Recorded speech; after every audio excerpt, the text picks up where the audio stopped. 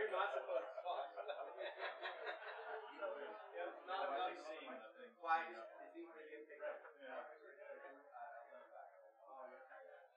I can go anywhere.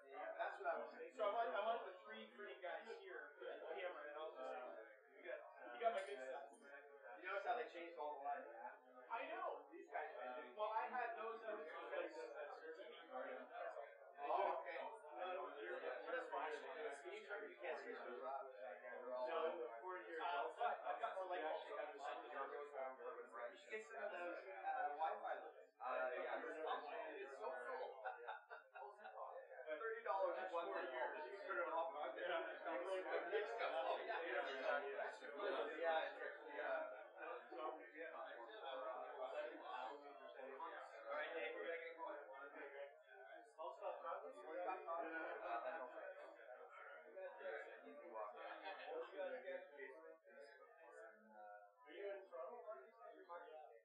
We've got two guys there, and we do 4 clients. Yeah, Ryan's probably adding a little looking pretty honest. So there we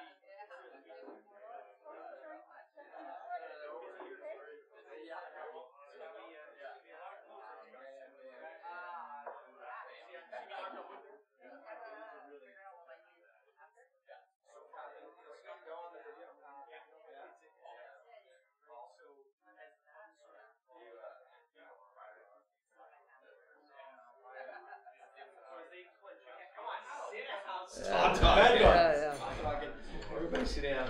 All right, we'll get started for this is our third episode of Best in SaaS. Over to you, Brent. Yeah, thanks. We are being broadcast, so just it's not a cone of silence if you want it. Anybody who's watching can hear what you say, so just that is my. That's too bad because the stories would be better if it wasn't. They probably would be. Over to you. Thanks, Greg. For those of you that don't know who I am, Brent Holliday, Garibaldi Capital Advisors. We are M&A advisors and capital raisers here in Vancouver and in Toronto. So we cover all of Canada. And this is our office, and Tamaya is my favorite rentee. Yes, I'm the slumlord. So thank you. This is exactly what we meant for this space to be, by the way. And the Tamaya guys do a great job of utilizing it. So thanks, guys, and thank you for letting me moderate this esteemed panel. I'm going to just give a quick overview of what we're going to talk about, and then let each one of the panelists introduce themselves and give a little bit of color around the topic in your own experience to start. So a couple of minutes on, your exits, if you will.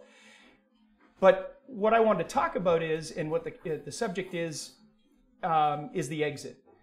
Typically the M&A exit, not as many IPOs. I hope some of you do IPO, but most of you will exit via M&A. And I think that everybody who starts a business and starts growing a business and makes something of it thinks that the exit is Google buys me for $80 million in cash. And you walk away and you go sit on a beach somewhere. The reality is that less than 5% of M&A would be cash deals from strategics these days. Most of M&A happens in a whole bunch of different ways. If I think of financing and how you do structure a financing and how terms are around a financing, it's kind of a box. There's not a lot of creativity in how you structure deals with investors. But with M&A, it's wide open. There are so many different ways to get a deal done, so many different ways to skin the cat. That's what we want to talk about. We want to talk about unusual exits, exits that happen in a variety of different ways. So with that opening, let's start on the far side with Bart. Just a bio right now, right? You just want to do the bio? Bio and then talk about your exit just in general, yeah. So my name is Bart. I'm the CEO of Active State. We're a software company here in Vancouver. I've been in high tech now for approaching 30 years, building companies. trained as an engineer and MBA in technology management. So in our case, I had the privilege of starting to run Active State under its second chapter. Active State has 3 chapters. We're in our 3rd chapter right now. The first chapter, it's important to know this, the first chapter started in 1997, grew, was bought by a multinational called Sophos in 2003. Sophos bought it for one specific product. The other Active State products were orphaned. So in 2006, myself and a few outside guys, we acquired those orphan assets and grew Active State 2.0. And we grew it and unintentionally grew it into 2 business units. One business unit we sold to a strategic, HP.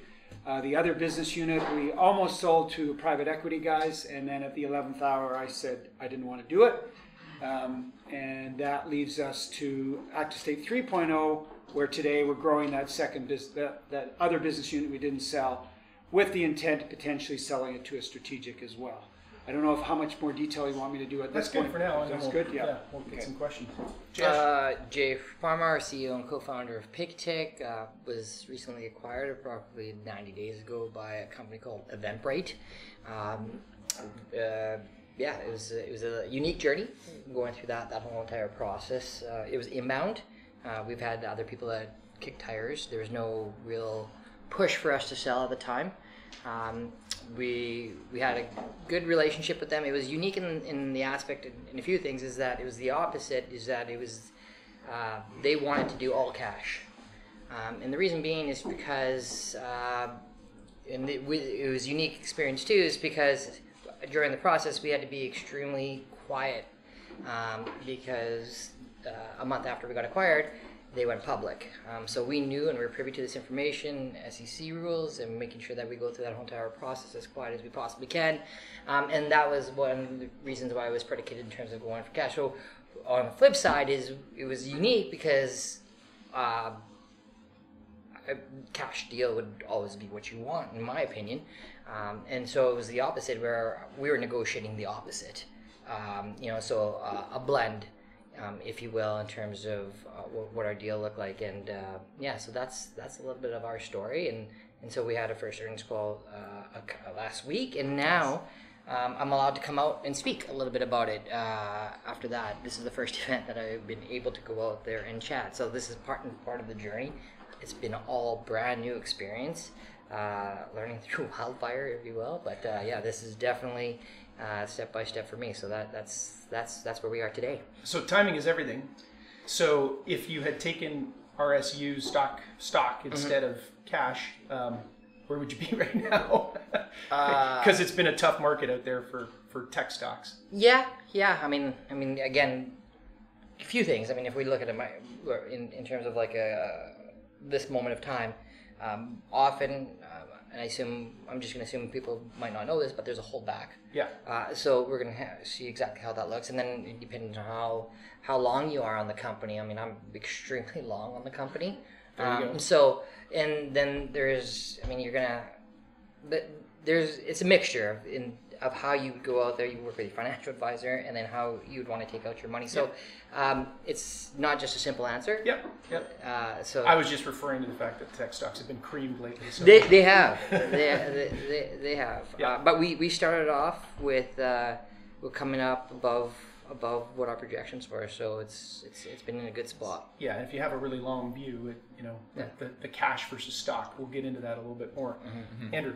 So I'm Andrew, one of the co-founders of Skip the Dishes, and we started back in 2012 in Saskatoon, where Jay is from as well.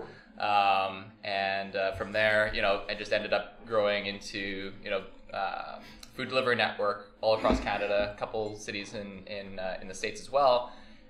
And we generally focused on the smaller markets, so we actually didn't expand to downtown Toronto or downtown Vancouver until pretty much after we were acquired, back in December 2016.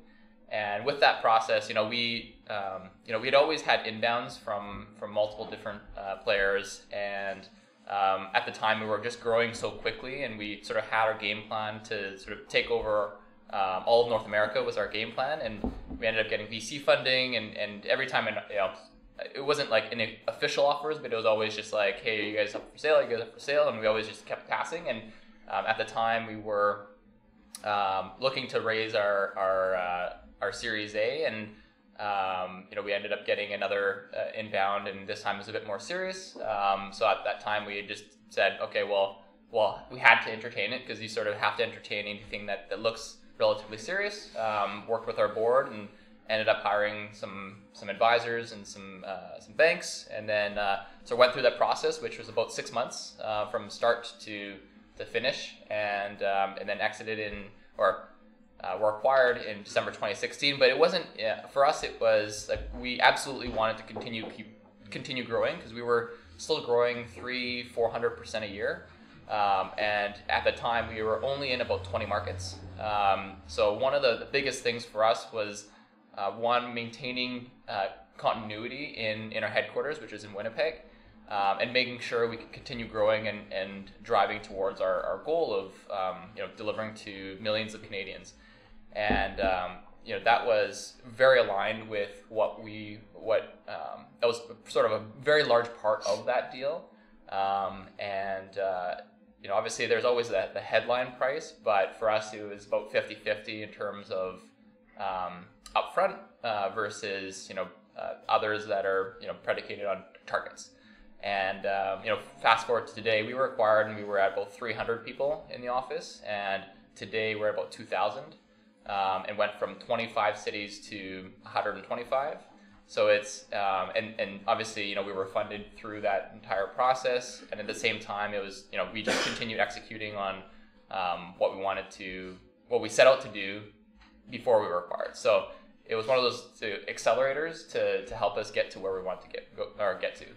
And the acquirer was Just Eat. So they're a publicly traded company based out of London, and they're in about 13 different countries. We were competing against them in Canada and some of the large metros. I don't know, you guys have probably seen some of their stickers early on in the day, but we ended up just blowing them out of the water. And then one of the reasons why they went to cars, plus the delivery technology we had. lots of visibility these days on the TV ads too. So yeah, those are good. So let's go to kind of that decision point at which, because it speaks to how creative you have to be, or what kind of a different exit you have. You talked about, so we'll just stick with you for a second, Andrew. You talked about inbound. So I think the mantra typically is grow your business and be bought instead of go and sell. So you were growing your business, you had the resources, and you kept getting the inbound. So talk about the decision point when you got the inbound, and what was the decision within your group about whether or not to do this? There's usually a little bit of tension there. So just want to talk about that, because it helps frame, why you did the exit in the way you did. Mm-hmm.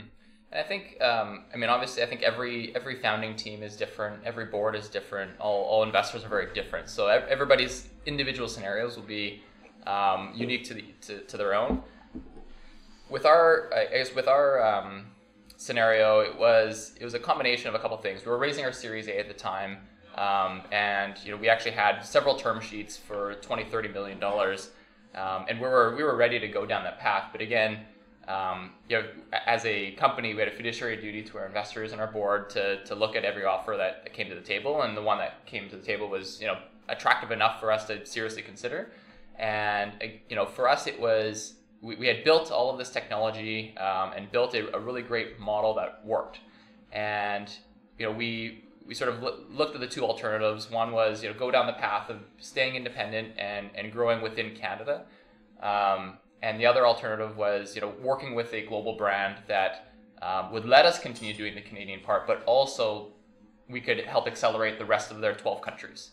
And that to us was very exciting because they didn't have. So for context, Just Eat was just a marketplace. They were an online aggregator that worked only with delivery restaurants. Whereas for us, we were the end-to-end process, which didn't actually, there weren't many companies doing that, with the exception of Uber Eats and DoorDash and Deliveroo. Of which they were facing competition as well. So for us to sort of see that as the potential to have, for the technology that we've built, right in Winnipeg, to see that instantly, or not instantly, but obviously there's tech integration required, but to get that across the entire world was really exciting for us, but also really exciting for the team in Winnipeg that was very used to winning in Canada, but to really inspire them and say, well, by the way, we can absolutely take over the world with food delivery, not just here in Canada. Yeah. So it was a mix of everything, for sure. So interesting, the financial buyer versus the strategic. The financial buyer being a VC who's only going to buy a piece of your company. There are other financial buyers, which we'll talk about, I think, with Bart here, in terms of private equity buyers that buy control or the whole company. But the financial buyer coming in is now going to have to see a return on their investment. So there's time. So if you'd taken the VC money, you would have been looking at 3 to 4 years probably before an exit, because they have to make their return from there onward. So going with the strategic, did you feel you were still going to get the resources you needed, or even more resources from the strategic versus the money from the VCs?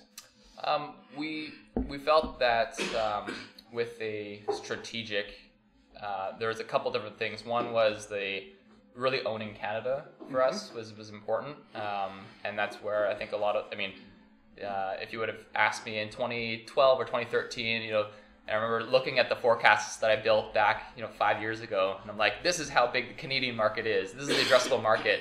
And when you look at it today, I'm like, holy crap, I was totally wrong, and it's way bigger than than I could have imagined. And it's one of those things where looking at it from a strategic perspective, it was more the ability to expand globally, right. And the fact that there was we were playing the long game by then versus having to continually focus on fundraising, because fundraising, when your funds are going to end, versus with a strategic, you're sort of you're always looking to generate long-term shareholder value, and so long as those goals are aligned, then and you need to make sure that whoever is looking to acquire you is aligned with your own goals, your personal goals as well, because that's super important.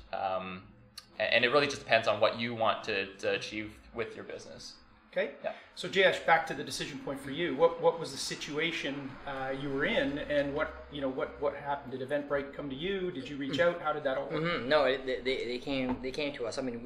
We had a lot of inbound that came in. It gets to a point where we just shelve them and put them in there, and we had a canned response, goes out, and when it comes back to that, and when we were going to go out there and potentially run a process, we'd come back and then re-engage all these people. That was it. But you have your ideal acquirers or people who you potentially run out, and the people out there you think, oh wow, these guys are doing something, and they're obviously the market leaders, and they're doing some fantastic stuff. So having them come inside was very interesting. We took it a lot seriously, but I always push things to, like, let's throw an LOI out and let's move this to the next stage so that we can go out there and get past the nicey feels, and we can go out there and I can take something addressable and put it to the board and to whoever, all the parties that have an interest in it. So, and then that turns into the next stage where you have this battle of competing interests, which is a really fun part. Internally, you mean? Yeah. You mentioned you have fiduciary responsibility. For myself, how I looked at it is like there's a few key stakeholders when you're going through this. One is, our staff, our team is responsible for their careers, responsible for their families, responsible for people who immigrated from other countries, who decided that they want to be a part of this, and who have bought into our mission, vision, passion. And it's like, oh, are we going to go out there and take this boat? And is this the dock that they're going to be happy in? Are their careers, their personal interests and professional interests, where's that going to look like? That's things that go through your head. Then we have our shareholders, our investors, which on the opposite side, they're like, nope, we want you to keep going. We see opportunity. We sent $1 out. We want more dollars to come back, and we see this party doing really well, and we want you to get going. And then you obviously have your personal interests, which is, okay, what's in it for me and my family and all that. And then which almost one of the most important, if not the most important, is we have a customer running our business, and all those folks who are brand advocates, early adopters, extreme users, and who are those folks? And you kind of measure all of these people along that's coming in and trying to run your business. So those are all the things that we went through throughout this whole entire journey. I'm not sure if that answers the question. Well, it does, and what's interesting in both of your cases, and again, it kind of helps define what type of an exit you do. is that you both are staying on. You are both growing within these organizations. You want to grow. As there are other entrepreneurs or factions of companies, original shareholders that sometimes want to truly exit and walk away as fast as they can. But in both cases here, it sounds like, you are the reason that the deal is structured the way it is. You are going to continue and grow the business within. Yeah, I mean, I would say, for myself, I'm staying because right now I love the company, and I'm delightfully surprised and happy with how excited I am to come to work. And that is good, and with the things that we're doing, and how much autonomy they've provided, and how much collaboration there is. So I've mentioned this, and I mention it often, is I will stay as long as I'm having fun. Yeah. And so that's kind of the afforded position that has been afforded. And also the next thing is, I think most of us who are entrepreneurial in nature just have this thirst for knowledge and want to learn. So you go from this one company to now 1,000 person, now to a public company. So there's this knowledge gap that we're sponging up, which is exciting. So it's more in terms of staying is because this life lesson, this learning, this professional development is just second to none. So that's where we're at. So Bart, Active State's been sold in pieces over time. So your decision point is actually a bunch of decision points. I know you weren't there for the first one, but I was an investor in the first one. Oh, you were an investor. That's right. Yeah. So talk to me about all those different decision points and what led to the different types of deals that you did. Yeah, well, I think the inflection point for the strategic sale to HP all started when we were in a very hot space in the cloud computing space, something called platform as a service. And we had created some technology and we were just coming out with feature after feature, and we're just killing it in the market. And we had two big competitors that we were up against. And so there are the three of us in this marketplace. And then we OEM'd our technology to HP. And then two key things happened. So when we OEM'd, we announced that we had OEM'd. I can't even remember. Yeah, we announced we had OEM, and we actually had our product branded within HP. The two key things that happened is in the OEM deal that we structured with HP, it was non-exclusive, but we had to notify HP if we had any inbound interest in terms of, and I can't even remember if it was like a definitive LOI or not, but we had to notify them. So that was one inflection point. The other inflection point is HP's customers were saying to them, it's really great, you've got this cloud stack and you've got the Active State technology in it, but you don't own it, and we don't like that. We want you to own the whole stack. So it was those two things that caused a situation to happen, because then I had to call HP and say, we're getting inbound interest. Combined with the marketplace, the customers saying, HP, we don't like the fact that you have this stack and it's not controlled by you guys. So that caused a bunch of things to happen. Now, originally when I built Active State 2.0, I had envisioned to build and sell the whole thing, but HP just wanted the strategic component. They didn't want the cash engine. I've been very fortunate. I've grown Active State now since 2006, all organically, not a single dime of outside money.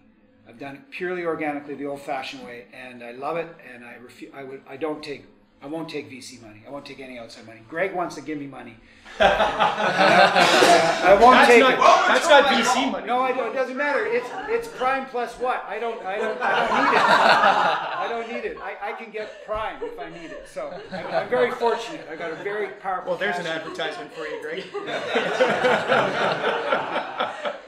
But Greg's a great guy. Don't get me wrong. But the point is that I had this cash engine, but it wasn't strategic in HP's eyes. Yeah. And then I had the strategic asset. So the result is I sold the strategic asset, and then because the private equity space was so hot, I had the opportunity to sell the cash engine as well. So that's a separate story. So differentiate then between the strategic and the private equity experiences and what they were looking for. Because that's important, because there are a lot of private equity buyers out there. Oh, yeah. So I'll tell you the similarities. they both want to do a pure physical on you, like up and down, poking the body. I was running two processes at the same time. So you can imagine if you've ever gone through a selling process, the amount of due diligence. But I actually was doing two in parallel. Wow. Now HP was horrendous because HP had the autonomy fiasco, and we were the first deal after autonomy. So autonomy, as you know, they lost billions on this deal. Total so write-off. So they were just, the due diligence we went through. I think that in the data room, so I think on HP's side, there are 100 people in the data room to our 5. Yeah. And we went through the ridiculous amount of stuff. Anyway, so the point is a whole bunch of due diligence with HP and then a whole bunch of due diligence with the private equity guys. That's similar. Everybody's got to cover their butt. The difference is, though, that HP, it was all about the strategic, the technology, whereas the private equity guys is all about the numbers, the bottom line, the top line, the growth rates. Can they service the debt? Because a lot of these private equity guys are taking debt and they're just they leverage up the business, and they wanted to know if they could leverage up the business. So those are the key differences. Yeah, the financial buyers are easier to predict. The animal is understood. Yes. Right? Yeah. So it is all about the metrics. And in SaaS, it's all about the metrics. And you don't have the politics either. That's true. Whereas with HP, I mean, it's a very political company. So then the in the market, people think, oh, well, the financial buyers are only going to buy at some sort of multiple.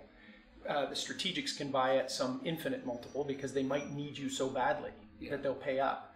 While that is true, our experience recently is the private equity guys are paying up for good companies. There's so much money out there that they can't find good companies at value prices, so they end up paying up.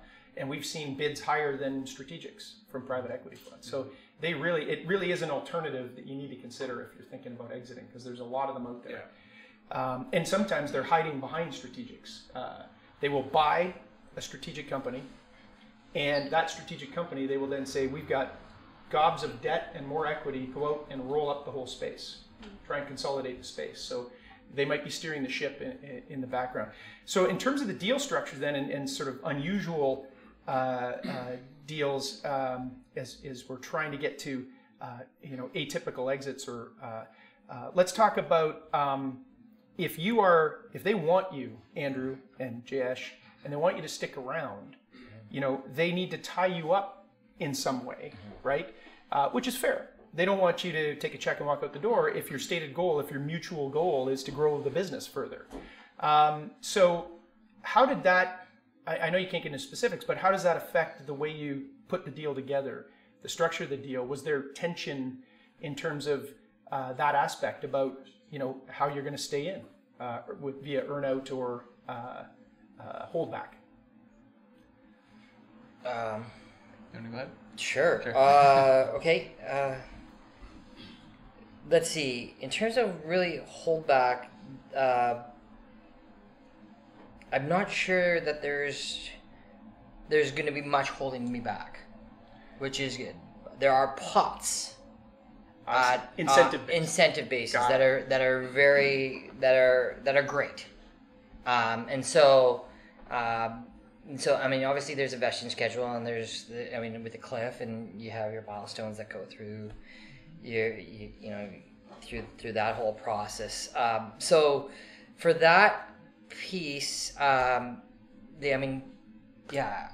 without saying too much. I know it's hard because you want to get into the details of it and really rip it apart. But I guess what I would say is, they want to acquire a company. They definitely don't want to go out there and lose, the thought leaders of this company. And so for us, I want to stay, and I'm interested. And I think going through this whole entire process, they realize that you really want to. But they want to safeguard it as much as they possibly can. So how do you go out there and safeguard that? Well, you can go out there and you have an earnout. So in that's traditionally how it's done. Mm-hmm. We could do a whole panel on earnouts, by the way. But what about you, Andrew? I think like Jay said, there's they obviously want to protect their purchase, and want to make sure that what they bought is still going to continue. What the forecasts that they're buying are still going to hit their forecasts. So that's where earnouts come into play. That's where targets come into play. That's where there's sometimes like key interest people or teams that they want to keep. And I mean there's so many different mechanisms that they can go about that. Whether it's predicated on the purchase price or predicated on hitting certain targets, or even just looking at not really retention bonuses, but more on making sure that everyone's paid market salary or competitive salaries. So I think it's for us, and again I can't disclose much on that side because we're still in that, but I think it's quite typical or standard for companies to expect something of that extent, and then that's where that's where that 6-month process goes into play, and when you're in trying to negotiate and you're just slightly competing interests, but at the same time still we were still aligned in the sense that we wanted to grow this company as large as we could, and obviously keep people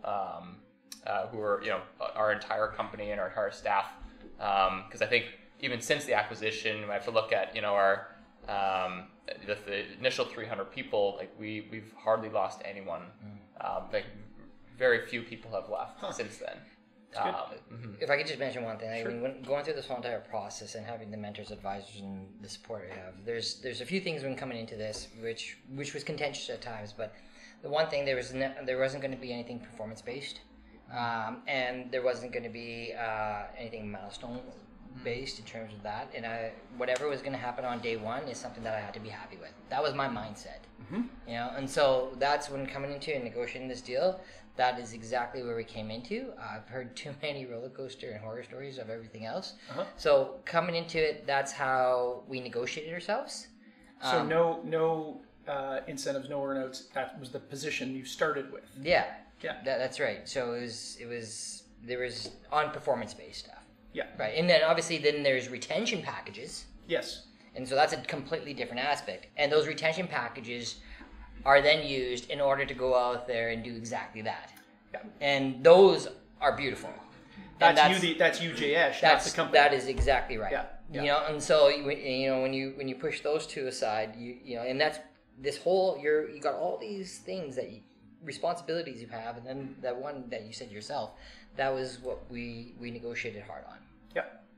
Yeah, I can't add a lot to that because both the deals we were working on are all cash deals. My personal philosophy is I will not even consider an earnout because you lose control. There's so many politics post deal you don't know, and I'm totally with you. You do a deal, you value the deal based on what the company is worth in the marketplace. You come up with a price, you come up with a holdback or whatever, and all the reps and warranties that go along with it. And then, okay, what's in it for me going forward? If you want me to stick around, let's make a great package going forward. And that's really good because then it's also fair to the shareholders that are no longer involved.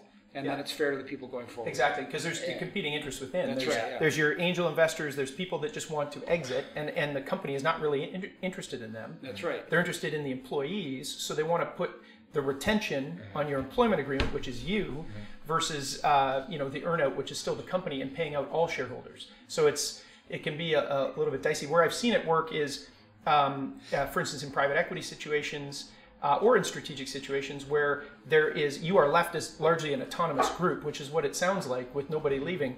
You have your own sort of P&L, your own capability to go after, and there's a defined amount of investment, for instance, that the parent's going to give you, and they kind of leave you alone. Where it doesn't work and where it's a disaster is when you're absorbed into the mothership and you're supposed to achieve targets, and yet you have no control over it. And the deal we did with HP, HP was really good with two good things.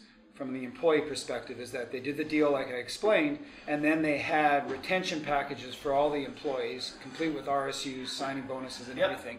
And because it was an asset sale, and the proceeds of the deal came into active state, what we did, HP said, make sure, that to the extent you're an option holder, because everybody was an option holder, that the employees that went with HP also got value in their options. So we had a condition that we had to make sure the money got distributed. So. Got it. Questions, Greg? Well, for me, you got to open it up. Not you, Greg. That Greg. Oh. So I think you may have answered it. I was fuzzy on the difference between a earn-out and a holdback, and whether it's one or the other. You're saying the Often there's both. it's going to be both. Yeah, so you're going to have a retention strategy for employees that is based on either holding back some of the purchase price or incentive-based employment agreements, right? And then the earnout is what's paid to all shareholders, right, over time. But the holdback, well, also is just to cover if there's any surprises. Yeah. Right. Typically, if there's an IP issue or there's unpaid bills. Keith can talk for hours about that. Yeah. Yeah. So, and you know, We're it's getting into that next. yeah. Keith knows that stuff. Keith knows that stuff inside out. So I've got a couple of questions. One may not be relevant to you, and if that's the case, you can answer the other one. The first one is, what's that? Well, he's going to have to summarize the question. I have to precede your question. Real easy. How many times did your deal die? And on the worst case, what did you do to solve it? So that's one question. The other one is, what surprised you the most about the process? So Could be the same situation, but if your deal didn't die, then answer the second one. repeating for the audience at home, did you run into a situation where the deal died, and then what'd you do about it? And then the second one was, What surprised you? what surprised you the most in the process? Can you answer both? You want to start, Bart? Sure. What surprised me the most is it was a 4-month deal from start to finish, and I have never worked so hard in my life. It was insane. I was 7 by 24 for 4 months. It was like every fucking day. Sorry. Live TV. I just realized we're being filmed. No, it was hard work. So that I had no idea how hard work, and it was partly because of the physical I was going through, because as a CEO, the due diligence with HP was crazy. So the deal almost tanked. How many times it died? There was one moment there, it tanked, and there was just some shenanigans going on, and I just got really, really pissed off. They did something, and I didn't give it. I can't swear, can I? It's not cable. It's not cable. I was so pissed off at HP. I just let it into the corporate guy, and he could just feel my heat. And I think he basically took that back and said, "You've just pissed off the CEO, and if you guys want to lose this deal, it's going to go." And then it kind of calmed down. But I can't get into the specifics of what it was. When you lost it on them, was there still an alternative to the deal? Oh yeah, like there was another buyer at the table. Did they know that there's tension? Oh, absolutely. But Okay, we were at the pay. We had signed the LOI now, so it was exclusive, right? Yeah. So we would have to then, if it was blown up, then we would have to go back and bring the other buyer. Yeah, So they gotcha. knew that. Yes. Yeah. Okay. So yeah. Surprises or the deal died? Okay. Well, I mean, the deal. To me, I've always had the mindset the deal it wasn't done until it was done. Yeah. So that was the whole entire aspect of it. So it was never really live, and until the lawyer called me, and I'm like, you actually have to say the words because I don't believe it. And so that not until it was over 10 days, money's in the bank, all that kind of stuff. The surprising aspect of it is the process and the back and forth and how much time, and then also how you have to run your company and protect your company and continue to stay focused on this while you have all this stuff that's happening on the backside, because there's this aspect of making sure that when you run the company, if the deal doesn't go through and you bring too many people inside there, you're definitely going through rabbit holes. And if it doesn't get acquired, what's wrong with the company? So what is that sentiment? What is that mindset? And what does that do for the company? So how do we go out there and keep the least amount of people inside this and still run the ship? And then the surprising aspect of it is the gut-wrenching due diligence of this is I mean, obviously you go through it. We've talked to other founders. It's like, this is what it is. But for the fact that we know that it's moving into a public direction, I felt like we were scrutinized like a public company, and we had to have our ducks in the row like that. that was very, and when you say working 24/7, it was, you are on. And on the other side, there's 40, 50 people on the other side, and then there's just a handful of people on our side. And so it's just that whole, that's the most surprising aspect of it all, which I was naive to. And so that was the biggest thing, that was the biggest surprise to it. To go? I'm good. I'm good. You're good? Still, Okay. Thanks. Yeah. Andrew? You know, in terms of the biggest surprise, I would say the biggest, not really surprise, but the most arduous process was the legal side. So just going the papering, the back and forth. I mean, majority of the back and forth was actually around the legalities of the LOI, the initial term sheet, the full term, like the number of iterations that we went back and forth was a lot, and just the wording that you need to have in there. And you know, some of it might be just driven by lawyers against lawyers type thing, but at the same time, you know, when you think about the implications of, you know, having the wrong word or having the wrong meaning or missing a certain sentence, it can be a pretty big deal, and it can mean, you know, that and at the same time, because you know, you obviously want to protect yourself or yourselves, the company, your shareholders, and your employees. At the same time, they you know, the acquirer has their own interests as well. But yeah, I mean that was a big chunk. I mean, the diligence part was obviously very intense, but the legal part was more of like, you know, I quickly became an expert in things that you don't want to be an expert in. Yeah. And reps and warranties and all those. Yeah, all those disclosure fun things. schedules. Disclosures, aren't they fun? yeah. Disclosure schedules will haunt you for the rest of your life. And also, that's why you need good legal, tax, and M&A advice, right? Mm-hmm. Sorry, that was an ad. Any other questions? I have two questions. First of all, I want to know, how do you compare this due diligence process with what goes through in a VC deal? I'm not sure if you guys have done any VC deals, but I can't comment. I can. I've been both. And then I also wanted to have an overview about the whole process. Like, you get an email, you reply, you talk with them, you get an estimated like value. Is that coming up in the early days, and then you have an initial negotiation and you go to due diligence? Am I right?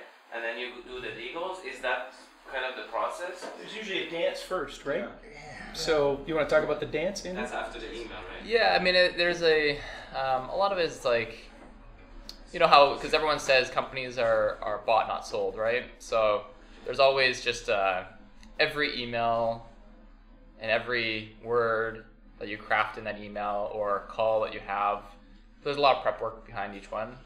At least for us, we were just very diligent in what we said. But yeah, there's a bit of a dance in terms of, and a lot of back work that needs to happen before you send back that email, right? So you check back with your board, you check back with the rest of your team, and just figure out sort of what we wanted to do with a lot of those, and especially if it was a more serious one. But yeah, I mean, once you figure that piece out, you eventually get. I mean, the whole goal is to get them to put something down on paper, because most of the time they're just fishing, and until you get something written down, which actually takes a lot of time because they have to get their own lawyers to write an LOI, of which then we get our lawyers to review, and there's a lot of back and forth, because once the LOI is in place, it's non-binding, but it's still it's the first official piece of paper that means something, even though it doesn't mean anything. It doesn't mean anything, but usually there's an exclusivity period. Yes, that's why you don't want to sign right away. You're like, okay, well, it's not good enough, or whatever it is, and then, because once you sign that, you're usually stuck in it, and you can't talk to anyone else. But do you have any idea about the dynamics, like the valuation, the golden handcuffs, or no, not until the LOI. You know a number. Yeah, you know a number. Usually you're dancing. And you're trying to get multiple LOIs, all right? And you're dancing, you get a number, and you try to negotiate in the LOI certain reps and warranties and things like that. At least I try to. I try to get all the surprises in the LOI. But yeah, the handcuffs and that's usually not in the LOI. But do you know the mix of like cash equity? Or yeah, oh yeah. The LOI usually spells that out. That is a part of the Yeah, and you should know the holdback. The holdback should be in there. At least, Yeah, the number that appears in the first paragraph That's it. Don't get excited because you have to read the rest. Yeah, a question kind of to drill down on Bart's comment. The LOI is obviously, 5 pages, 10 pages, and then your final agreement with all the reps, hundreds. Hundreds of Is pages. there anything that stands out with you guys that, what I thought would just be details that would work themselves out if I had done the work up front to find it in the LOI, may have saved a bunch of headache and time and hassle later? Anything particular? Well, there's one thing that I learned, and I don't know if it would help with HP, but it does help with the private equity guys, and I hear this is becoming more and more common, and Keith may know more about this, is structuring a deal with the LOI where you have reps and warranty insurance built in, because that can speed up. What's that mean? Reps and warranties insurance, where basically you're having a third party insure the deal, so if there's any skeletons that are found, it actually protects both the buyer and the seller. I get you. And I've heard this is a way to speed up a lot of the due diligence, and I will definitely look at it. But then you're doing a separate due diligence process with the insurance. Yeah, but here it's not as rigorous. It's not as rigorous. And Keith can probably speak to that. He's nodding his head. So Yeah. So I got a question for really Bart, contrasting the exits. These are unusual exits. But talk about your shareholders and how you've compensated them, and you've never really sold the company. And there's an interesting story there. And how do you deal with? Are you a sole proprietorship now, or right, no? So we're not. We're a limited liability company, and we have individual shareholders, whether they're holdcos for people's tax reasons. Although Morneau's just killed that last year.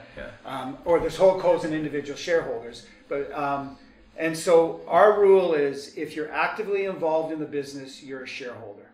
But if you're not actively involved in the business, if you leave, we will buy you out. So when you get an option at Active State, you get an option with an exercise period, vesting period. You can exercise because we also pay dividends.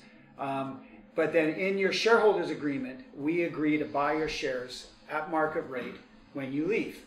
And the board sets the market rate at any given time. So our shareholder base is just the active employees and nobody else. So if somebody leaves, I just had somebody leave who'd been with us 7 years.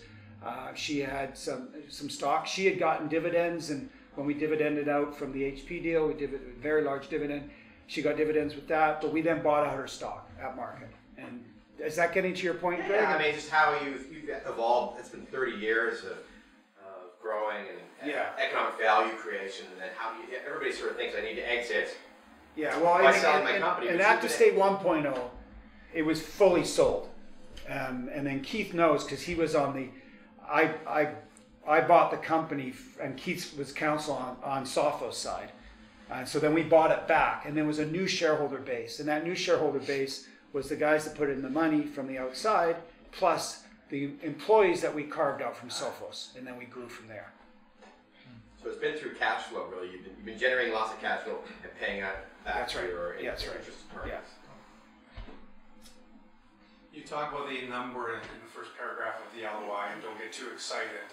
How often will a buyer inflate that number to lock you up with no intention? Like, what is it? 90% of the time, that number, the final check, is going to be, much less than that. I don't think anybody puts anything on paper that they're not willing to stand behind. And if they retrade, it's for a very good reason. They've come in and they've done their diligence and found out that there's something horribly wrong. So that's when you get that piece of paper, that's what Andrew was talking to. It's got to be, that's the number. But is there an earn-out? That's what I was referring to. Is there all of the terms that allow you to achieve that number are now buried in the document. But I think, Brent, you better than us. You have more experience of seeing the number of LOIs that you've seen from the time you sign to the time you close. What's happened to that price? 9 times out of 10, that price doesn't change. Right? It is changed only if there's something's happened in the business in the court. So JS talked about it. You get into this first of all the negotiating phase, then you get into the closing phase. How many months? 4? 4 months. How many months? 8 months of closing? Yeah. We went back and forth, and ours actually increased. Wow. And from start to finish, 5.5, 6 months. Yeah. Right. So now you got to run your business, and if your business has material changes downwards, then you're in a situation in which they come back and they renegotiate the purchase price. Sometimes they can be renegotiated up, but most of the time, you get an LOI. If you properly negotiate it and load it up with the terms that are going to translate into the legal document It's not just this indication of interest, I'm going to buy you from 15 to 20 million or something. It's a tight LOI with the definitions. Usually you get to that number when you close. Usually. I think our time is up. We're going to take a 5-minute bio break. Refresh Thank you, guys. coffee. Thanks a lot. Phase 2 will come up. Thank you very much. Hey, thanks, man.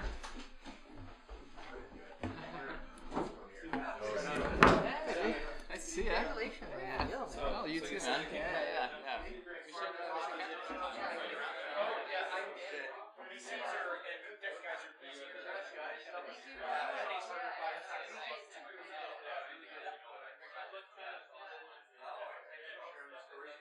So the VCs, here's the thing, the VCs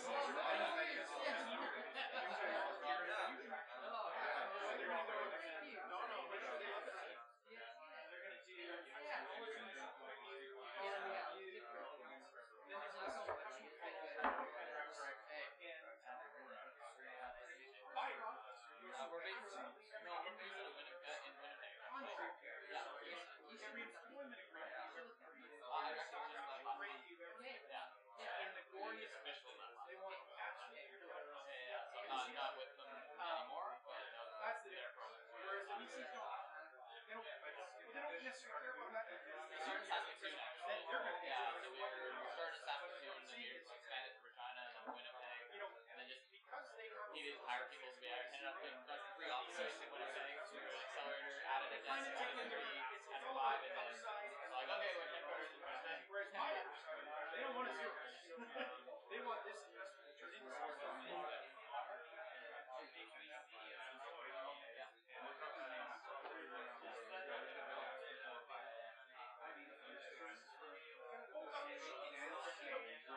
It'll help from the original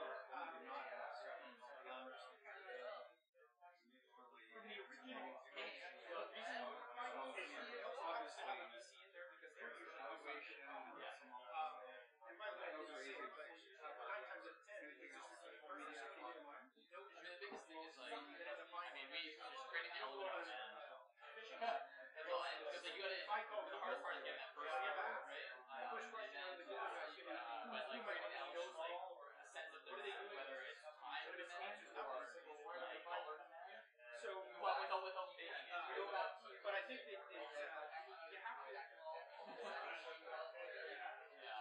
At least we're thinking about because they bring team traction. And so having a VC in there originally shows that somebody's vetted it.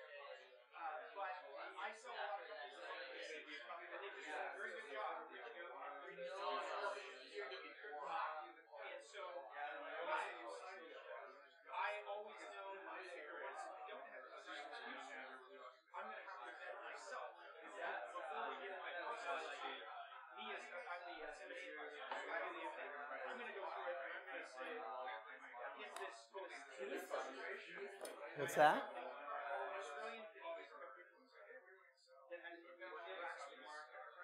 And they signed me up in this big great rush because they're at the door. And then I got in and I started looking at everything. I said, oh my God, they didn't even have they were running it off of a napkin and a bag. And I said, that's a public company that's going to buy you. No, stop it right now. My phone stays back and said, give these guys 6 to 12 months. And I turned around and found a CRO to hire and I said, you guys need a you do not have a backup. There's no way you can stand up and distribute a right? So, yeah, we do our own work inside the industry. We don't. I had a deal here locally, big, huge, and again, the CEO was trying to be clever. The key is really getting one of them to get really serious, of the two, like one of them really serious, right? We've got a buyer, this is going to be a problem, so I don't want to see you. So, got that. Signed up, and then went into the deal. And the whole reason why he was running it was because his forecast was better than any of the numbers we see. And so we looked at that forecast and said, what's this based on? Show me the data, show me the funnel, show me this. And you couldn't have it just in basis of a company that you don't know. And I said, they're going to use it. Yeah, I was here yesterday and proper ground up. He sent it to them. He sent it to them under NDA. And in this space, super fast story on my board. And then so we tried to back create an assumption-based forecast. They finally said that. I remember he pulled his arms, the French guy, and he says, I need your assumptions for this deal. I remember looking at the CEO going, I want to do right? So, you have to have your ducks in a row. You have to, whatever you're putting out there, you have to be able to back it up. And you have to, do your work smart.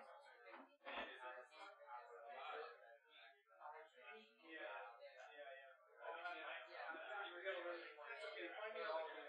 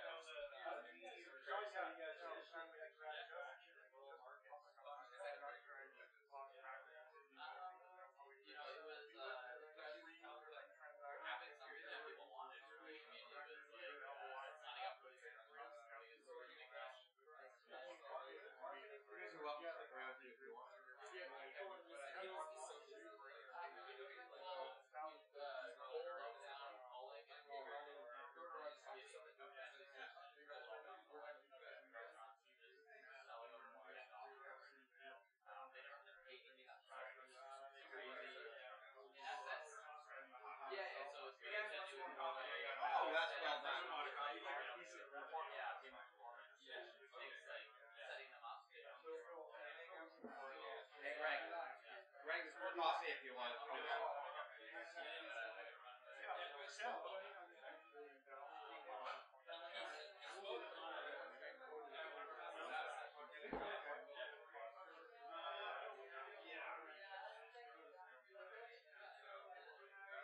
Was that good, Jay?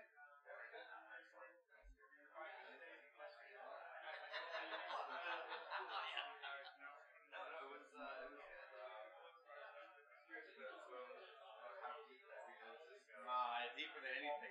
We're light on the delicious. We don't really do delicious. You got that red juice? Okay, that's right. I don't know.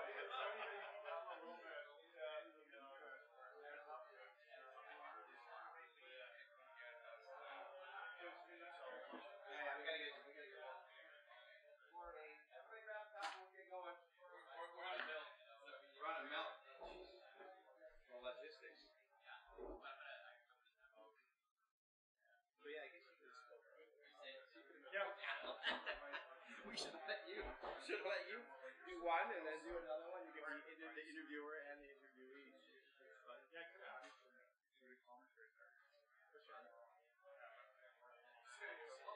I've never heard of that. So it's the whole.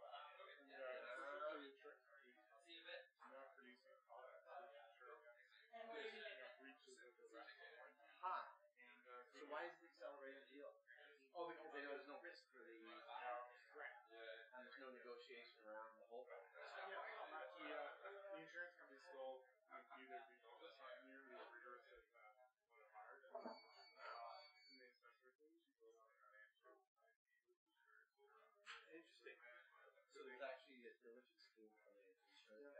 it just adds credibility to the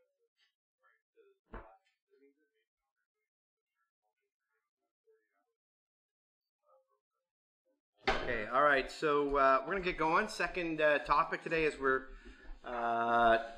talking about founders and co-founders and how to avoid, when you get to the exit, to making sure there's no issues when you do exit.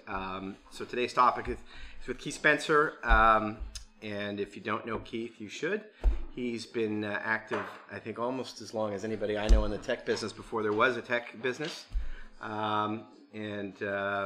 Yeah, he's seen a lot. I don't know how many boards. I will start with how many boards have you sat on or been part of in transactions? Both financing and. Is that like, right now, I think I'm on 7 or 8 corporate boards. I'm at 3 or 4 nonprofits. But over your life, over your career, probably hundreds, thousands, probably 40 or 50. But often as a corporate secretary, where you're kind of a bit of a bystander, but get to watch what goes on. And most of them are venture-backed boards, so you see very interesting dynamics taking place between founders and investor board reps. And yeah, that's interesting. Okay. It's a whole education. It was a kind of a mini MBA, in fact, is why I agreed to do it. And psychology degree, I believe. We're going to talk about that. Lots of psychology. Yeah. So one thing that's come out when I've known Keith for a long time too is Keith never gets stressed. So I don't know if that's true. And I think everybody thinks Keith is always a calming influence when these things go sideways. So so the first question I got really, I mean, I've started a company and talk about company formation and the mistakes you see founders and co-founders make in the very early stages of the business. Like what's sort of the top 3 things you see go sideways early on or later on that you see that we can avoid? Yeah, I'd say one of the main ones is probably not having really close-up conversations about what the commitment are of each of the founders to a deal. And by commitment, I mean, are you full-time or are you part-time? Is this a 1-year thing we're going to get into, or is this 3 years? And having that very, very face-to-face conversation with everybody at the table. And then also, I'd say not involving an independent, unbiased person in that conversation. When you're forming a team, and teams, in my definition, are kind of 2 to 4 people who own 10% or more of a company. And that's essentially your founder team. And not bringing an independent in early, some sort of trusted advisor can kind of play referee, act as a sounding board, maybe a person who's been an entrepreneur themselves, so has the perspective of what it's like to have a founding team, and also the ability or I think the recognition that founder teams change over time. There's a bunch of change catalysts in any enterprise. It can be investment when you get professional investors in, and that can cause a lot of change in an organization, or it can just be the passage of time. People become less important or more important in organizations, particularly CTOs. They're critical in the start, and then they tend to drift to kind of a second or a third rate player towards the end of the enterprise, and the sales and marketing people kind of take over the key points.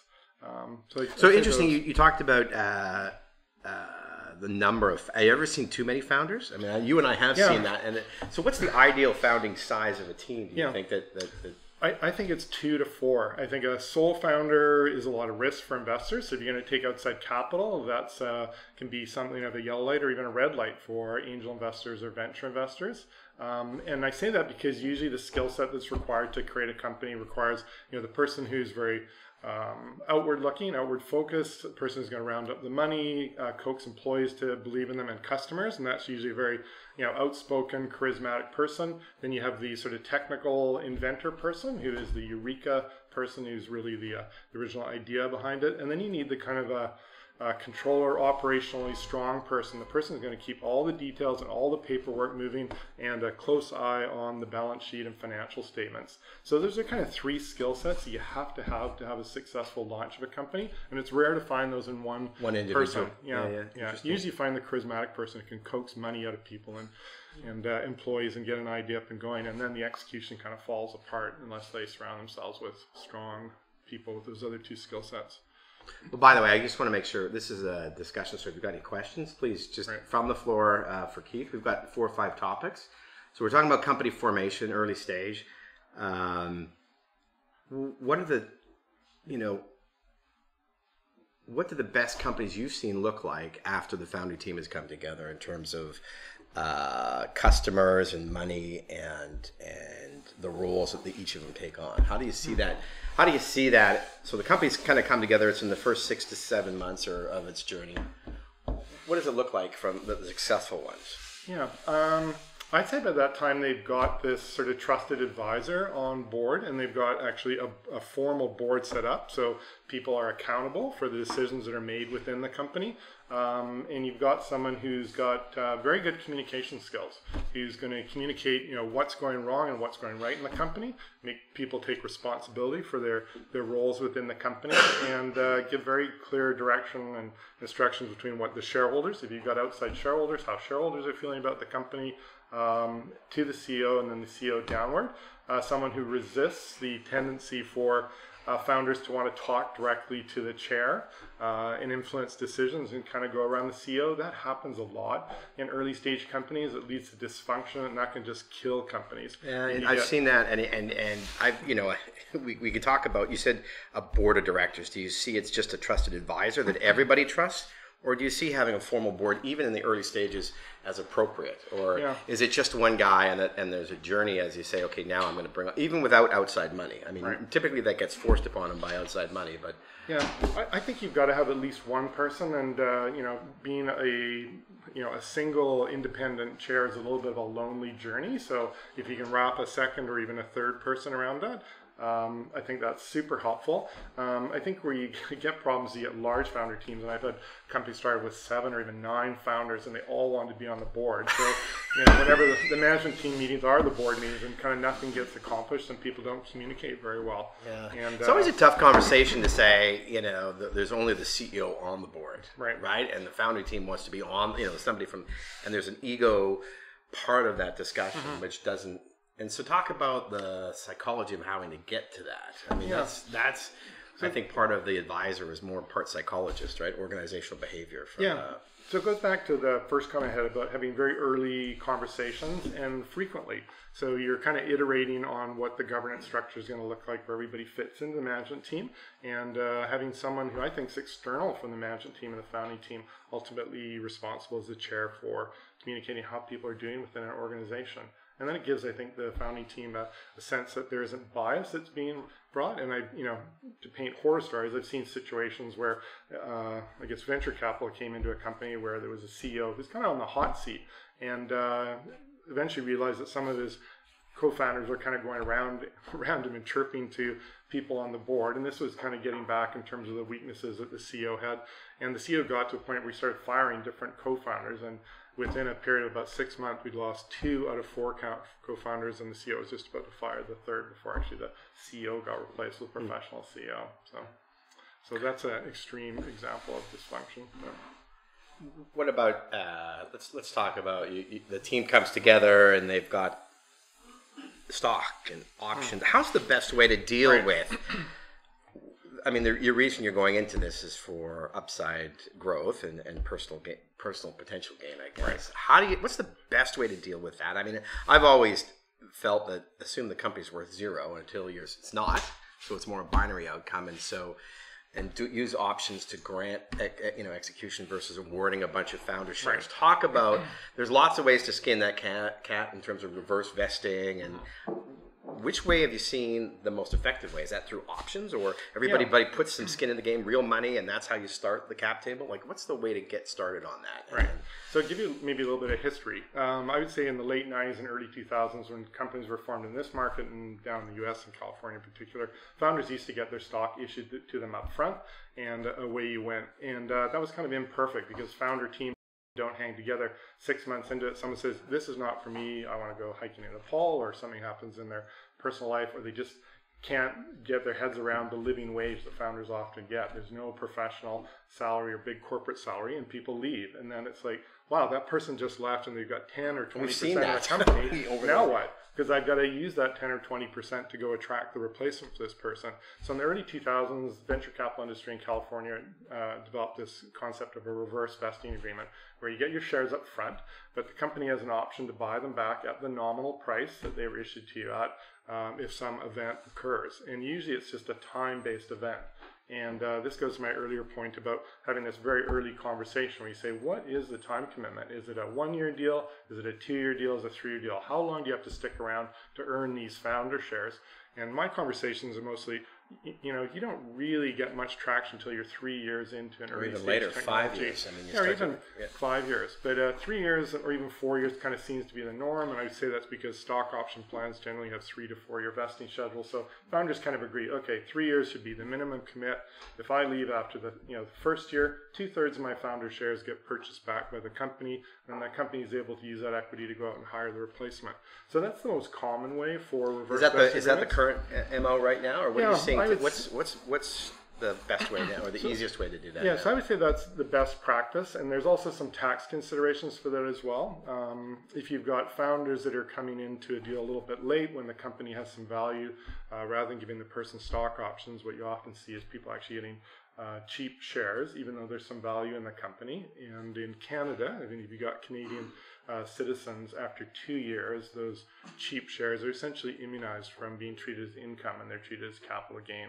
But there's some timing issues around it, and there's some tax issues around it. But reverse vesting agreements for sure are the most popular way to do it. And those are always resisted, I think, when you at the early. So having that chairman who can help drive, or that independent third party to sort of drive. Yeah, everybody's going to have reverse vesting. Right. Making that, because you see founders just go, oh no, I don't want to do that. Right. What about putting money in the company to start? Do you see that as a way of here, I'm putting skin in the game, or is that not typically? Depending on the cash of people. Yeah, it really depends. It depends on, like, if you see founder teams that are 40 or 50 years old, have an existing sort of history, corporate history, they'll often put checks into it, and that's a very positive sign for a venture capitalist. And Terra Dici is a good example of how it was founded. There was 4 co-founders. They went right out of the gates and raised, I think, $10 million of venture capital. It was a chip company, so they had to do that. It was huge development costs up front, and all the founders wrote checks, which was a very positive sign. Yeah. Nowadays in software companies, you don't need a lot of money to start companies. If the founders are prepared to live off savings and take small kind of living wages, then they can perhaps put some of their own money in, or some angel or friends and family money in, just to pay the developers and get going that way. Okay. Any questions, you guys, from the floor? Yeah. So you mentioned that usually one practice is to bring in an outside independent party instead of the board. What does that conversation look like? So in most cases that we've had 2 corporates that start up in my experience, and in both cases it's just a founding team that sits on the board. So can you speak to that? What does that look like? Right. How do you compensate the external board member? Right. That kind of thing? So I'm just going to repeat for that. So how do you sort of set up the independent third party? It's really, especially in the early days when there may not be any money, and what's appropriate compensation and time allocation. So I'm a big believer in the use of an independent director. So clients that I deal with, I'm sort of going through my head going, what's the personality like? What's the subject matter of the company? Who in my network of people would be appropriate for this, this company? And then I do introductions and try and coax people who are, experienced entrepreneurs into getting involved with these early stage companies. And to me, the reason I do that, it's all about community building here locally. You got to do that to get companies up and going. All the sort of people who do, perform these roles recognize that it's stock options. That's what you're getting. There's no cash in this. It's an early stage company. You're doing it more for love than money. And, most people are willing to respond to that. There's some people in the market who aren't and just say, no, I should be getting a check out of this. But I'd say they're the exception rather than the rule. And there's so when I was investing, I took a different approach. I actually wanted to pay cash because you can also have the same dynamic bringing in a third party board member who doesn't actually add value. Right, so I often would find a nominal way of giving him cash. So at the end of the year, you could say, "I just paid you $10,000 of my cash. Did you deliver $50,000 of value to my company?" So I often would, as an investor, be okay with comping independent directors because you want to make sure they're looking at the cash they're receiving and saying, "I could be paying a salaried employee that $40,000, not you." And so I often, at least a nominal amount, at least puts it on the radar that they're being paid and there's expectation of deliverables from even a board member, right? And so, but not a lot. It's not like you're on a public board or anything like that, but just, they're a paid consultant or they're an advisor and they're getting paid for it. And, are you giving me value for that cash? Yeah. So, when I see directors being paid in this market, it's maybe a meeting fee of $1,500 and there's 4 to 8 meetings, depending on how rigorous the company is, and maybe a small stock option grant or another payment on top of that. But that's not very common in this market. And to me, when I hear people talking to directors who want compensation in terms of cash, I say, "Well, that's the wrong message. The person's in it for the wrong reason." Any other questions? No. When is the perfect time? Sorry, over here. Oh, sorry. Go ahead. When's the perfect time to actually build that formal board? Great question. Is there a specific run rate? Is there headcount size or something where that founder team actually goes ahead and adds that kind of professional exec? Right. So I think there's two things you consider. One is this early conversation that gets going amongst the founders, where you're going to divide up the equity and figure out, who's going to get what. Is it 4 people, so you're all 4 amigos, and it's 25% each, or is it something more than that? And what gets kind of considered in that division of equity, and bringing a person at that stage, that's the value. So that's a very early decision, and the person may just come in as an advisor, not a formal board member, but is kind of on the training team for a formal board. And maybe the founders just go for that first 6 to 12 months until you get your minimum viable product, and then you start to formalize something where a person actually comes on the board, formally takes that role, and then is responsible for setting 4 meetings per year, an operating and budgeting meeting as a 5th meeting, and then maybe a strategic as a 6th. Where you don't have those sort of people, I find founder teams kind of drift from meeting to meeting. There's no formality around it. The Monday morning management teams really become the board meetings, and you kind of lose a little bit of governance focus. And then when you hit your first crisis, it's kind of like, holy shit, I don't have a person who's outside the company who can bring that outside perspective to whatever is going on and help us kind of solve for that. So that's kind of reason one to bring the person, those people in early. The other reason is that as you start to take on capital, whether it's angel capital or venture capital, having someone who's been on the board for a while, who's familiar with the personalities around the table, the history of the company, I think that's incredibly valuable for you as you're going through the negotiation stage of taking on money. And then afterwards, if that person transitions on or remains on the board, they can kind of translate for the new investor rep as to this person's like that because of this history, and kind of fill in the gaps. Because a lot of these issues come up because of a failure to communicate. And if you've got someone who's been there from the start, it's very valuable to you in terms of communicating the history of the company and why things are the way they are. And and we, we're not a venture finance company, but I can tell you we look at the board of directors as de-risking. Now it all depends on how much you expect to de-risk it, but it does influence our decision in terms of, okay, if it's just there's nothing wrong with you being a sole proprietor and growing your business, because a lot of guys are successful in doing that, but having an independent third party probably leads, or having a structured board leads to de-risking anything blowing up and really, and not letting egos get in the way, especially in the early stages. And it really starts to take in, I think, once you start to hit scale, and when the economic value starts to be important, and when there's non-performance, right? What about company culture around the founding team and the creation of that? Right. I mean, that goes both ways, right? I mean, you end up with bad company culture does not help you, and the founding team can be part of that, and it can be a cancer, or it could be... Right. What talk about culture? Boy, there's lots to talk about there. Founding teams, I've seen situations where you get a very, very strong culture around a founder team, where people kind of have expectations in what they did to get the company to where it is. And then as your founder team starts to grow, because the company starts to scale, as new management team members are brought in, it's sometimes very challenging to break into that inner circle where you're trusted and listened to. And you see this kind of glass ceiling where people are being brought on to increase the acceleration of the company, aren't being listened to, and then they leave. And I see that a lot.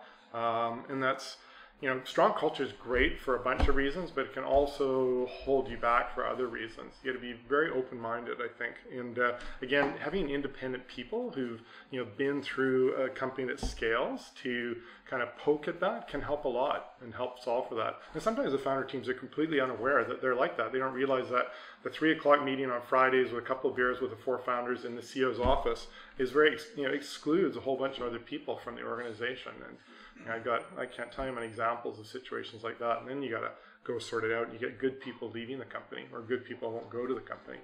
Yeah. So, but and I'd say there's kind of to me there's 3 kind of friction points around founder teams and and the people who come into companies. One is if you get directors who are the wrong fit, and often what you see is a director who really wants to be the CEO and is kind of always second guessing the CEO and a little bit meddlesome, doesn't realize what their role is. It's not operational. It's to act as a sounding board and really provide oversight, but you'll get people like that, and that's the wrong director. So you got to be careful about the directors you bring on in the chair, so you're not hiring someone who really wants to be the CEO. I'd say other founders who just lose interest and cause dysfunction and want to go around the CEO and have conversations directly with the chair or other board members, that could be a significant friction point where you don't have proper governance.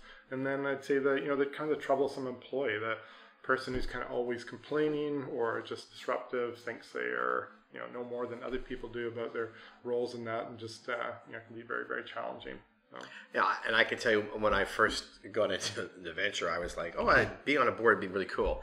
It is it's almost like it is no fun because you actually don't make any decisions. You're just, you go to, you sit and listen and you give advice, and sometimes it's not listened to, and it's actually not what you thought it was, right? It's a lot more, like you said, as a sounding board and part psychologist. So it's not as glamorous as I thought it would be at the end of the day, right? So and you're not being paid for it at all, and you're hoping for some exits. But anyways, I'd say it's more than 50% listening and less than 50% just trying to give structure, really, and then also to respond in panic situations if something goes completely sideways suddenly.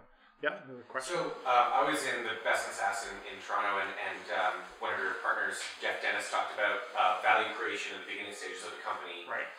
But he also talked about value destruction. So do you have any examples of founders or maybe a toxic employee doing value destruction in the beginning stages?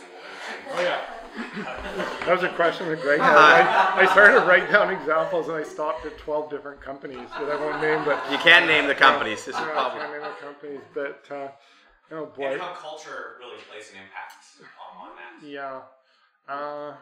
I'll give you there's a whole bunch of examples. I'll just kind of walk through them. But one is, the situation where you've had a founder who's actually left the company, but because of your documentation, they still got a board seat.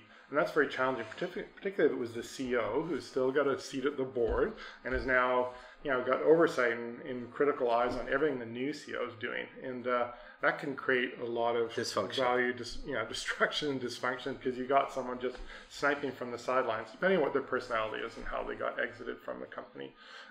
So that's an example, and anticipating that either in your legal documentation, so if the person leaves, they not guaranteed a board seat, which is challenging for founders. Founders usually want to continue to remain involved in some way, shape, or form with the company. Other ones, this earlier example where the CEO was a little bit on the hot seat and was getting chirped at by his management team, who were all founders, and they were kind of going around him to the board. But from my point of view, for all the right reasons, the guy wasn't performing, and then he started firing people, heaving them out of the lifeboat, and then he got let go. But well, there is really only one. The board sort of approves the performance of the CEO, and so that's the only decision, and maybe the sale of a company and acting in the best interest of shareholders. So there's not a lot of decision making a board actually does. So having founding team members on the board.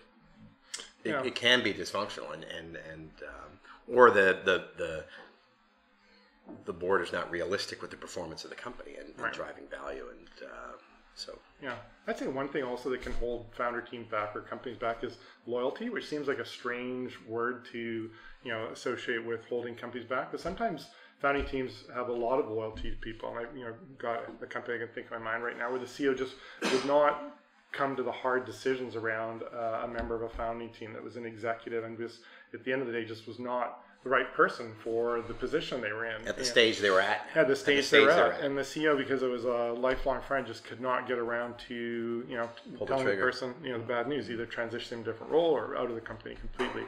And then what happened was venture capital came in, made that decision in the first 6 weeks. So this is absolutely the wrong guy, and kind of made the decision for the CEO, and the guy was gone suddenly as opposed to being transitioned out in a more sort of respectful way.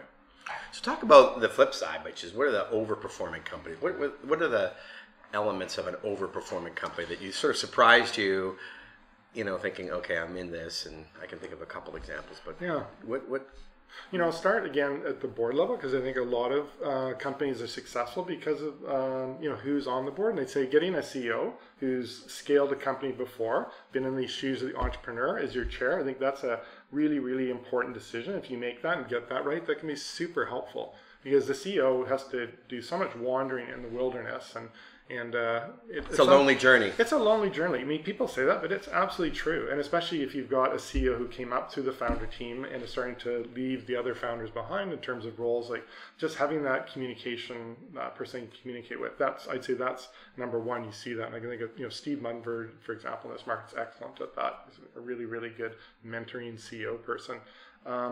I'd say other things that make companies successful is, and it goes back to this early conversation in terms of the roles that the founders are going to play. Everybody having very realistic expectations around their skill sets and where they're going to be as the company starts to scale, and not trying to hang on too long, but accepting change and the fact that new management team members are going to be brought in and people are going to be displaced. And tech companies, it's all about change, rapid change, and not being afraid of that. So having realistic expectations. So founders having early and frequent conversations about that and what that looks like. But that's a therapy session, right? And that's a difficult conversation to have without having a third party having that. Have you ever seen outside organizational, other than sort of a chair, but are there therapists out there who can help founding teams? Have you ever brought in an outside, right, who can actually come in and have that? It's a relationship, it's a 10-year relationship, how to deal with the differences. I mean, other than you, because I know you do that, but and you don't get paid for it either at $150, $200 an hour. So surprisingly not. Like, there's not a lot of expertise or people who seem to have identified that as an issue and addressed it. Other than these board facilitators, there are groups like that do offsites. But that's more kind of like helping a management team wrap its head around a strategic issue, as opposed to coming in and doing a therapy session and talking to founders. And, I've got a situation right now where I'm on a board with another guy who's independent. It was a company that was started by 5 people originally within an existing digital advertising agency. They happened upon a product which resonates within a specific vertical in the market, and they spun that out. 3 of the founders out of that 5-person digital ad agency went with the new company, and the new company is just on a complete hockey stick. And 2 of the founders stayed behind. One still running the company, and then one left the company. And the 2 co-founders who are no longer with this rocket ship are now, feeling very kind of estranged from the whole thing. And they still have significant share ownership positions, and it's causing some anxiety because the 3 founders that are with the rocket ship, we've topped them up recently because they were essentially, 4 equal partners plus a 5th. And that cap table didn't work for what's happened over the last 3 to 4 years. So we're trying to course correct and adjust, but it's causing a lot of strain, both within the company and on personal relationships between these people, 2 of which are lifelong friends, and it's been very, very challenging. And which speaks to starting out the path and the journey on the right path of reverse vesting, and so are you finding that the entrepreneurs and the founding teams are accepting reverse vesting without question? Is that commonplace? And they just I think so. There should be no resistance from anybody starting on that journey. At company formation, that's probably one of the first, if not or second, conversations that you have with lawyers. You sit down and go, okay, how is this going to work cap table wise? It's a very early conversation. And certainly in the first hour, I meet with every client. That is part of the conversation, and I try and emphasize that as probably the single most important thing you can do is how are you going to divide up the equity, recognize what people are bringing to the table today, and then course correcting. You'll never get it right the first time. So I also tell founders, take 2 years as time goes on to say, did I get it right or not? And if I didn't, top up with options, recognize, people overachieving or underachieving or just, things in their personal lives, distracting them from whatever mission you're originally on. And that happens too. Questions? Any? Have you ever seen a situation where investors are pissed off because you're basically giving some of the founders more stock options to balance them out? How do you deal with that? Yeah, and that's where you need this continuity, because investors will come in, they'll look at a table and they'll go, okay, this doesn't make sense to me. And I'll use this example again of this rocket ship right now, where a lot of investors have looked at it and go, holy smokes, this company is on an absolute hockey stick. And I look at the cap table, and what are these two people over here? Why do they own so much of the company, or why aren't they involved in the company? So your cap table can hold you back, and there's ways to deal with that, either by topping up founders, or as part of financings, you can create a secondary sale and exit founders who are no longer involved, and that happens quite a bit. And that's more common in this market, say in the last 2 years, than it's ever been before, the whole secondary sale market. But topping up the founders or some of the employees, I think that also has an effect on the investors. It does. Well, and I think that speaks to having an independent third party or a board that says we believe this is in the best interest of the company, and the company includes shareholders, employees, right, and it helps lay out the plan to get there. So you're right. It's absolutely dilutive. So how do you deal with that, and how is that fair to friends and family or angel investors who are in the deal when you do this top up? And there's no easy answer to that. Someone's got to suffer the dilution, and hopefully you're diluting it because the company's on this hockey stick and the pie is much bigger. So they do own less of the pie, but it's a much bigger pie. So that's one way to look at it. Or two, you can try and create some liquidity event with perhaps funding founders so they can buy out founders who've left. So there's just a direct share transfer. But often people in early stage companies don't have a lot of money lying around to buy out their partners, so that's not always viable. Or sometimes you can use sources of financing. The company could borrow money. And we'll certainly do that. I think that's part of I guess we're really talking about alignment, and how do you maintain alignment all the way through this journey, right? It's a long, and we've been around to know that it's not a 5-year journey. It's typically a 10 to 12-year journey. If you're I'm an angel investor, it takes 10 to 12 years before you get your money back. Yeah. So don't think it's 5 years, because it's more like 10 to 12, and everything. Lots of stuff happens in between the first and first day and the 12th day or whatever. Yeah, in my experience, it really just starts to get interesting about year 8, 9, or 10. It sounds awful, but that's my experience. If you've hit it right product-wise, you got the right product market fit, that's when the sales really start to take off. But honestly, it takes that long. So you really have to survive the 5 years, and who plans out 10 years? Like, who does that? No one does that, right? You're going to do your personal. You're going to sit down with your spouse and go, let's plan out 10 years. Nobody does that, right? So let me ask another question. Sure. Speaking of 5 years, so it's more of our current situation right now. We have started. We are growing. Everything looks great. We have started hiring people that are getting paid more than the founders at this point. Right. So how do you, right. We all feel like it's not right if we get paid more than all the people that we're bringing in, but I don't know. Where's the fairness? Where do you put the line? Yeah, so a whole bunch of comments on that. One, if your cap table doesn't have outside investors, then founders can pay themselves more and catch up to what's market. If you've got outside investors and you've got a significant amount of the cap table as a founder, investors don't like to then see the founders' salaries increase, because they say, look, you've got a chunk. This is your exit. I want you completely motivated. I don't want a fat dog, because fat dogs don't hunt. And they don't like to see the salaries of founders keep up with the market. In founders' defense, you can always point to market data, and there's lots of data and sort of surveys that are done in our market which will tell you what comp is. And this is again the value of the independence, because you get investors and founders kind of at odds with each other. But if you got independence, the history, they can kind of soften those conversations, take the hard edges off them, and compromise. And I think yeah. Well, and you could say, this is market. I'm willing to take off cash, the table, and you give me options. Like, that's a fair swap of upside for cash, right? But do you get a mix of cash and equity equal to the market salaries? Is that fair or not?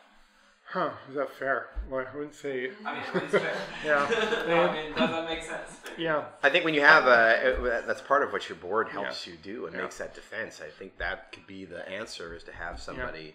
And if it's, and I don't know the exact situation, but if it's you and 100 shareholders, you're now you got 100 different opinions. At least when you have a board, the board's there to take that shareholder issue away. Right. I think if the company is truthfully through that kind of 4 to 5 year startup period, and revenue's ramping, founder salary should start to come close, if not be bang on what is market.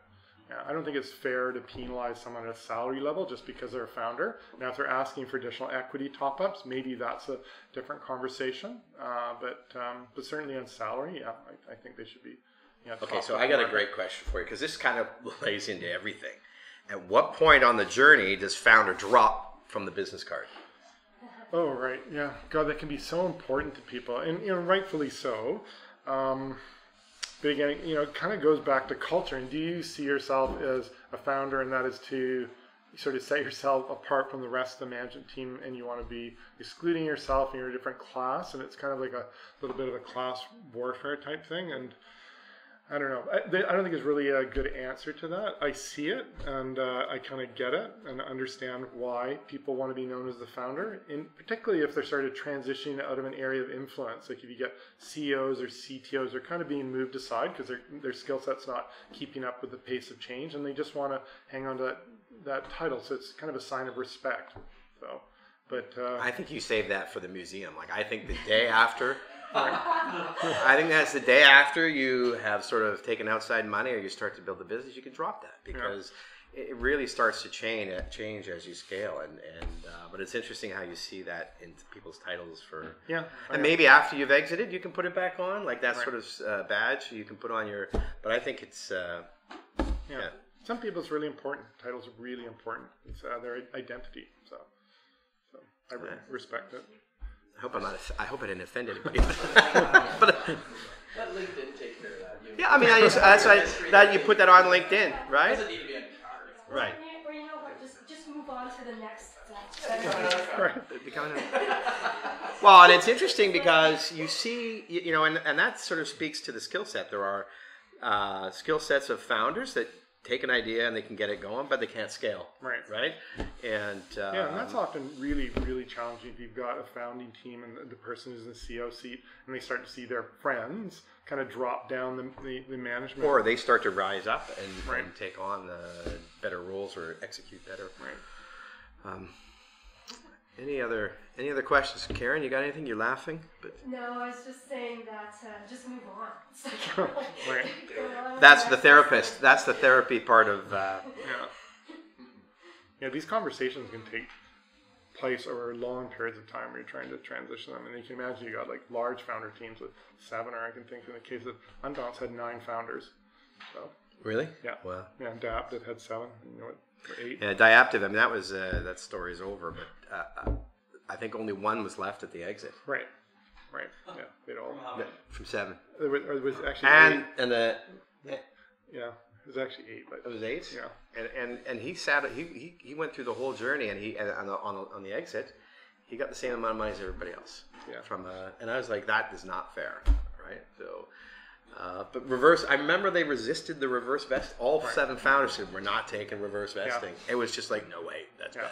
This was back in 2003. This is 2003, so this is... It was early days of reverse vesting. Now it's commonplace on any venture capital. If you haven't done the reverse vesting yourself, this is the other thing. If you haven't done it yourself, it gives the investor an excuse to say, well, there's this reverse vesting thing, we're going to start it now. And then you have a negotiation about how much. But I don't think you should wait for venture to come in and say no, that. I say right? do it up front. I think you should do it right from the beginning. And if you don't have it now, because you know what I think is, I think a lot of these businesses, and then Bart's the prime. We just had Bart talk about he will never take venture money. You got to have a way to allow turnover in your company.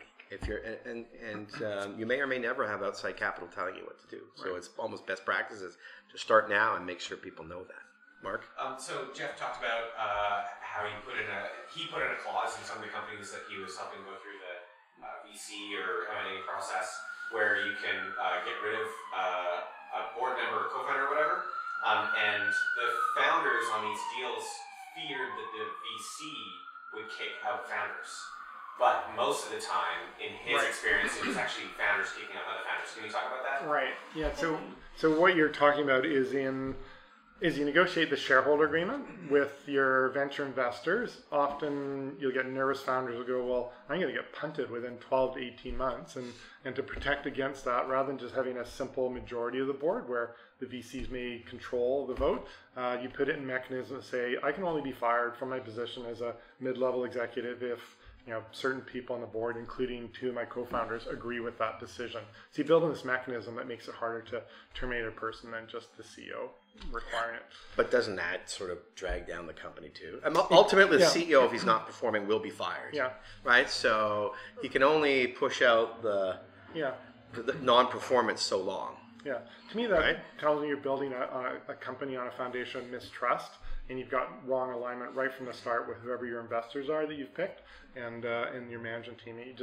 If that's where the discussion's kind of landing, you shouldn't do that. But having said that, I do see that in companies, and I've seen it mostly in companies where there's people who are particularly strong technically, and it's a very technical company, but it's very clear that the company's in this transition point from a very difficult technical project that's going to be solved, and then it's all about a marketing and sales play, and everybody can see the writing on the wall as to this whole team's going to be replaced by usually a US-based sales, marketing, product management, CEO team. So that's where I've seen it, but you don't see it very often. But okay, any further questions? I've got one. Sure. You touched briefly on secondary. Are you seeing founders when they're going to Series A taking that secondary, and when they do, is that kind of frowned upon? Yeah, so you don't normally see it in Series A, and in our market, Series A is kind of a check that's maybe $5 to as much as $10 million, and there's just not enough capital going in the company to provide for a secondary. Where you do see secondaries in these larger kind of growth rounds that are checks of $20 to $50 million, and there's quite a bit of money available for secondaries, and the growth company comes in and is trying to kind of fix the cap table or just deal with a difficult issue and giving people off ramps, or maybe they're trying to capture some more shares in the cap table that aren't otherwise available. The company, and we have these conversations, the company says, we want to create a secondary, so let's say we only want to raise X dollars, and we'll have this forcing function which causes them to go out and say, who else wants to sell? And so you create this environment where all of a sudden your early shareholders can all sell into the investor round by taking a smaller working capital round. But that's quite common. We see that a lot these days, and a lot of these larger growth rounds, but not in the Series A. I'm all for if people aren't on the journey and they're not there for the long haul, you should try and find a way to get them out, right? I think that's just the other reality of, cut the deadwood, including your investors, right? Like if your investors don't believe, I'm sure they're not going to help you accelerate your journey. Yeah. And so if you can find a way to keep that happening and turnover, I think that's great for the organization in the long run. Yeah, I think asking that question in a Series A round is the wrong message, because it shows that the early team, when the company's still very, very young, is not confident about what the outcome is. You're saying that may not be wise with a Series A, but what about a strategic investment? Even a strategic investment, you don't see secondaries, and that's probably because strategics just aren't that big. Like strategics are maybe a $3 to $5 million check from like an HP or someone like that. They're not large checks, and generally the mandates around strategic investments, it's corporate money, and it's supposed to help build a channel, or it's all about corporate development. It's not about exiting early shareholders or founders. So. It also doesn't have to be the full exit. Like it might just take out a portion of it. Yeah, right? I mean, again, I think misalignment will prevent you from achieving what you want to achieve, right? Mm-hmm. So get rid of misalignment. We talked about a co-friend of ours, Steve Mumford. I just remember how Matt was on his board in the active state. And he would fire 2 people every quarter, and I'd say, how do you do that? I got to keep the team hungry, and I got to get rid of the deadwood. Yeah. I mean, it was the only guy I've ever heard say, I actually every quarter I'm gonna trim the deadwood. Yeah. Because the tree will flourish after I've trimmed the deadwood. Yeah. Yeah, funny, but it's true, it does work. I've had this discussion with him, and he's just I'm helping these people find a better place. They're obviously not happy here, and and that is a tough thing to do as any CEO, and I think it's the same for investors. It's the same for just for shareholders. Steve is the CEO, or was the CEO of Sophos. He was the CEO of Active State, sold that to Sophos in 2003, and then grew Sophos from, I don't know, it was about 60 million revenue to it's $1 billion company. 500 million in revenue. It's listed on the LSE. It's got like 5,000 employees now. All right, if we don't have any more questions, reminder, you can take the mugs. I think we'll wrap it up. Thanks everybody for coming. Appreciate it. Good dialogue. And we'll see you in we have these every quarter. We're always looking for topics that you think are relevant to your day-to-day business to help you grow your SaaS business. So if you send us some information, we'll see if we can line up speakers to talk through it. We're going to send out a survey probably tomorrow or the next day. So if you wouldn't mind, go ahead and fill it out. Give us your honest opinion. It'd be great. Yeah, thanks very much. Thanks for coming. And everybody out on the internet, thank you.